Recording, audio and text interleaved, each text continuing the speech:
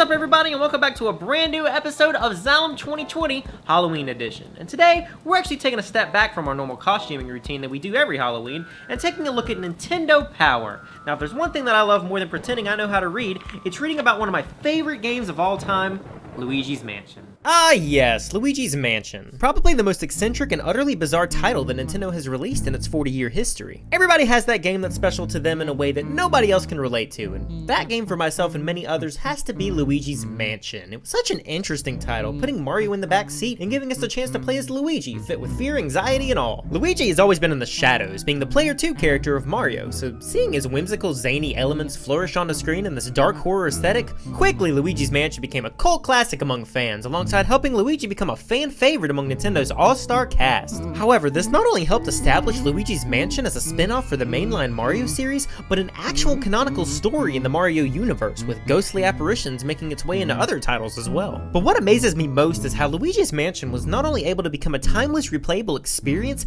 but a masterpiece in visual storytelling and graphic design. Luigi's Mansion is a darker yet cartoonish take on the familiarity of suspense-filled media, but it's the deeper elements and interactivity of Luigi's Mansion that managed to set precedents and raise the bar for nearly every puzzle and adventure game to succeed it. So what is Luigi's Mansion? For those of you who aren't familiar, Luigi's Mansion is a 3D action adventure starring our favorite green plumber as he searches for his brother in a haunted mansion. Despite that genre, Luigi's Mansion plays more like a puzzle horror game, as along the way Luigi must navigate this haunted mansion teeming with ghosts. Luigi can use his Poltergust 3000, a backpack vacuum that can suck up ghosts wreaking havoc in his search to progress through and rescue his lost brother. It's literally Mario Ghostbusters. Except Mario's barely in it. And now on to the plot of Luigi's Mansion, and essentially what... Valid precedents, how can I... Well, it turns out with my constant reading of Nintendo Power, it looks like they just sent me a letter in the mail. On behalf of Nintendo Power and Nintendo Incorporated, we are happy to inform you that you have been selected as the lucky recipient for an all expenses paid for estate. We will be happy to hear from you soon. Please turn over for more details. Ah! Holy damn it, I've gotta call somebody. Yo, Jared, listen, you'll never guess what happened to me. you somehow managed to stop procrastinating long enough to find a job? No. You're finally going to stop squeezing Persona 5 references in every one of your videos?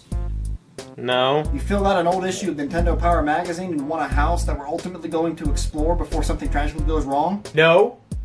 Wait, yes, that's exactly what happened. Are you kidding me? I'll be right over. That's awesome, dude. I really appreciate it. I'll see you here in a couple... Didn't expect you to get here so quickly. Sorry. I was doing my yearly run-through of Luigi's Mansion. Now, Luigi's Mansion didn't always start out as a horror game. In fact, it was first shown off in the tech demo at Space World 2000, being used to show off the power of Project Dolphin, which would later turn out to be the GameCube. Newer hardware meant being able to truly broaden the atmosphere, inserting smaller details, adding more visible emotion. Titles on the 64 did what they could, but most of the time just ended up looking like this. E3 2001 came around, and this is where we got to see our favorite green plumber in action, screaming in terror as we see the words Luigi's Mansion pop up on the screen for the first time. This showed tremendous advancements in a 3D landscape, full 360 motion, being able to move back and forth, higher resolution facial animations. I think the thing that surprised me the most was watching Luigi walk outside and seeing the cold breath of air escaping him. However, not everything in this demo made the final release. Some room layouts were changed, a few design choices were altered, such as the heart meter on the main menu. The tech demo showed this segment where Luigi would get startled if a ghost managed to sneak up behind him.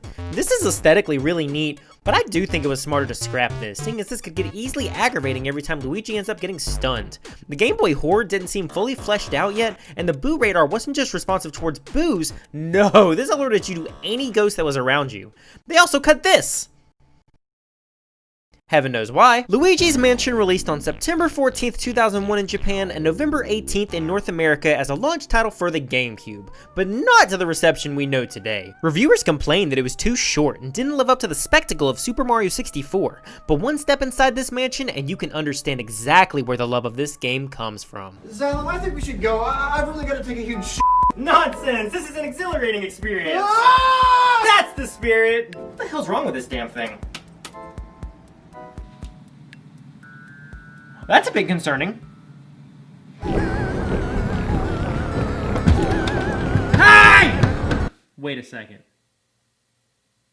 I get it. Now that we found our way into this mansion, we've got to take a look at the design, and simply put, it's amazing. Luigi's Mansion does this fantastic thing where the entire game takes place in one camera angle. The only time the camera angle changes is when you, the player, dictate this, whether it be unlocking doors or using the first-person Game Boy horror. The player is fully fixated on Luigi and the atmosphere this mansion is trying to portray, and it's only aided by the mansion's aesthetic. See, Luigi's Mansion isn't necessarily a horror game, but it does take inspiration from the horror genre and adds the classic Nintendo charm. Typically, PS1 horror games were fairly puzzle-based. You'd have an objective such as find this clock key, so you'd have to roam around the area scouring for this key, sticking your hand in this glory hole until, oops, you found it. Now you have to rewind this clock. Are you getting tired yet? Nintendo is much more straightforward with this. Maybe you have to open this drafty window or go on a scavenger hunt to find your brother's lost items, but it keeps using inventive ways to have you interact with the environment while progressing the story.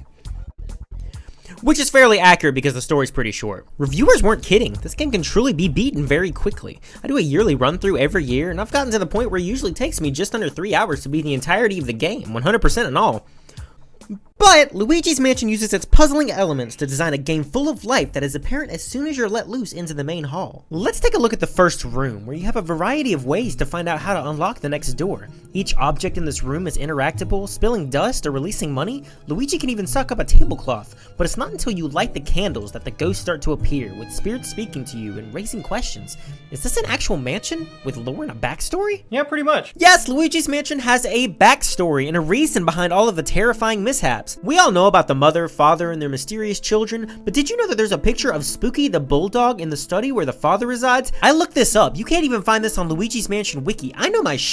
Every single ghost in this game has some sort of personality that can be discovered in some way, shape, or form. Shivers wanders around the hall lusting over Melody Pianissima. Mr. Lugs ate himself to death and continues to eat in his afterlife. Sue P is a 6-year-old girl and she slept so much that she died in her sleep, and really makes you wonder what the E for everyone on this box truly means.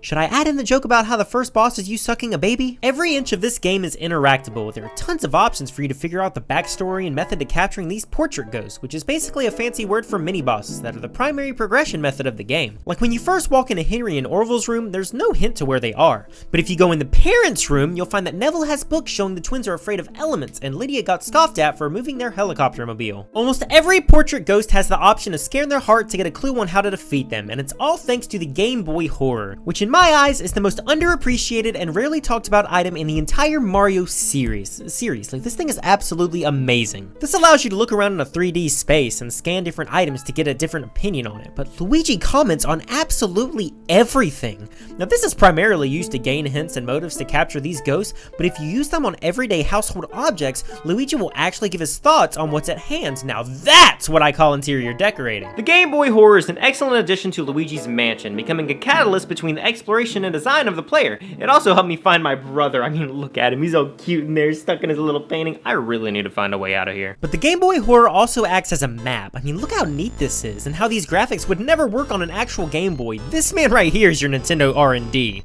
This map was super simple to understand. No words were needed aside from naming the rooms themselves. And of course, it can give you in-depth information on the ghosts you've caught and progress you've made. Nintendo could have just given us an options menu, but they created a whole interactable item solely for the purpose of adding immersion to the game. And speaking of the progress you've made, we have everyone's favorite here to help save our progress. This is slightly annoying. Saving took place via toads scattered throughout the mansion, and this was a refreshing and smart design choice simply due to us giving the slight reminder this is a Mario game. However, this is more tedious, having to backtrack to a toad every time I want to save. Just let me save whenever. It's counterintuitive, especially when every time I capture a boo, it prompts me to autosave. Ah yes, boos. We can't forget these devilish creatures, the other reminder that this is indeed the Mario universe. Each of these see-through bastards appear throughout the game in collectathon form as a side challenge, until you realize that you have to have a certain number of them to progress at certain parts of the story, and then this happens, and this as a kid scared the shit out of me. Boos are a neat addition and serves as the overarching story. King Boo will also send you back if you don't have enough boos. Again, I'm fairly uncomfortable right now. The more boos you net, the stronger you will be when taking down King Boo at the end of the game. Each boo had its own little pun, and it was neat seeing these little jokes Nintendo came up with. However, these pesky little bastards can be annoying. Boos can leave the room to flee from you, but this just turns into an aggravating game of cat and mouse. Honestly, this is the worst part of the game. If the boo randomly decides to go into a room that is dark and you can't get into, you might just be stuck. But the puns make up for it, so I guess I can slide. Capturing all 50 boos would net you a gold diamond, an item that grants you $20 million in coins, and I haven't even talked about capitalism. The primary goal of the game is obviously to catch King Boo and rescue your brother. However, the more money you collect, the more rewards you collect in the form of a theoretical hidden mansion. Yup, collecting coins is absolutely pointless. Now you can argue if this is a neat mechanic or not, but I do believe there's a sense of charm from wanting to play the game again and again to get the best ranked mansion. And that's what I keep doing again and again, constantly torturing my brother just to capture him once more. Hey, yeah, if someone could let me out of here, that'd be great. At last, I have you right where I want you. Hey, a ghostly apparition. Hey, why do you look exactly like me? That's a mighty fine question, but I will only answer it if you can tell me the name of this song. I really gotta stop making so many JoJo's references. If you couldn't already tell, I love this game, and I think it's primarily due to the design and ambience of this title. I feel credit needs to be largely given to Charles Martinet, the titular Mario voice actor, as he truly wanted to bring a new 3D emotion to Luigi's character. The small nuances in Luigi's voice, the way that his voice will change depending on how low his health is, and even Martinet had the idea of Luigi whistling the theme song once a room was clear. Martinet and Luigi breathed life into this game in every essence, truly bringing the titular sidekick to life in one of the most memorable and puzzling experiences I've ever enjoyed. Every single time I come back to this game, I find something new to enjoy about it that I didn't know before. Like this time, I discovered that the first 4 notes of Luigi's Mansion's theme are a leitmotif to the original Super Mario Bros. Theme, both starting with the same note progression we're so familiar with. And this wouldn't be the last time we saw the nervous green hero, as Luigi's Mansion saw a remake on the Nintendo 3DS with updated graphics and an innumerable amount of gameplay updates. This included Luigi adding a second player to the story, who then makes his appearance again in Luigi's Mansion 3, which is an excellent title if you haven't played it. Luigi's Mansion has such a special place in my heart and so many others. I'm so glad that Nintendo decided to bring this game back with Dark Moon and Luigi's Mansion 3 on Nintendo Switch so that a brand new audience can enjoy these games for the very first time. Oh yeah, I never explained how I got out of that mansion. So can you tell me why you look exactly like me? I am you from a timeline in which video games ceased to exist. The agony was so terrifying, I ended up passing away. Wow, that's either a really unfortunate occurrence or really good foreshadowing. Yes, it is a truly unfortunate event, but I pray for the day in which I can play video games once again. I mean, if you help me get out of here, I'll let you play Luigi's Mansion. After calling Nintendo Power and explaining the situation, all I had to do was put Jared in the mailbox, wait 4 to 6 weeks, and he should be showing up at my doorstep any second. Real estate, am I right?